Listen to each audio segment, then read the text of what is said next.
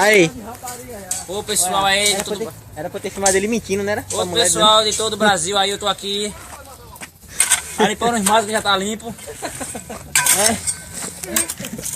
Aí, ó. Eu tô aqui diretamente de Cambela. Não tem aquele comeu na firma, né? Mas. Ele falando. O galego. Aquele comer, mas eu compro pelo menos 2 quentinhas aqui. Duas. É. Eu vou filmar você na hora que chegar quietinha, viu? Tem filme? Galego da Solitária. Galego solitário, vai. Não, aqui é galego solitário. Galego solitário, trabalhador da. Tô aqui, Trabalhador da. FRF. Não. FRF Engenharia. Trabalhava no complexo de SWAP, agora tá trabalhando limpando mato no meio da rua aí. 40% depois da morte. E a fome, tá com fome já, galego? Tô tomando Tá. café. Situação difícil. É minha barriga. Não tá seca. É sério, pô. Oi. Fome.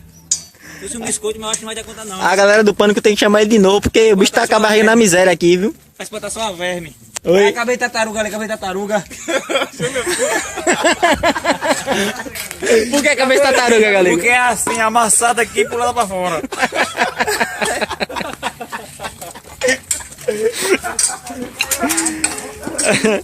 Eu que não. Eu vou filmar você eu vou filmar ele na hora que chegar. Olha, tá ligado essas quentinhas que chegar pra gente? Se juntar tudinho.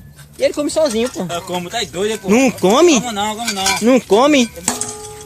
Não come? As quentinhas que vem pra gente tudinho? Umas três, Não come eu como umas umas três. Umas três, uma porra, rapaz. Umas três. Tem muito Você come quantas quentinhas? Umas 3. É. O moreno de quê? Não, o gordinho da Solitária. Gordinho. poder solitário, poder de quebrar da cidade assim, ó. Abaixa aí, abaixa aí. Olha lá, quebrado de lado dele. Tá com, galera? Assim, quebrado assim, ó. Ei! E o calçamento tá saindo já? O calçamento? Tá saindo? Hã? Oxe, meu Deus do céu. Aqui, quando se for botar com essa equipe, é zero. É zero. Que prefeitura é essa aqui? A prefeitura de Pojuca. De Pojuca tá o quê? Pojuca tá fudido, viu? Se Pojuca tá... O comércio tá 70%, velho. Rio 70%. Vamos olhar os pessoal que tá passando aqui, vendo a gente trabalhar. Aí vou jogar na internet. Não, jogar na internet todo mundo parado. Hã? Vai chegando aqui, ó. Tira aqui o cabelo, parece que ele tá com plástico. Tira o cabelo.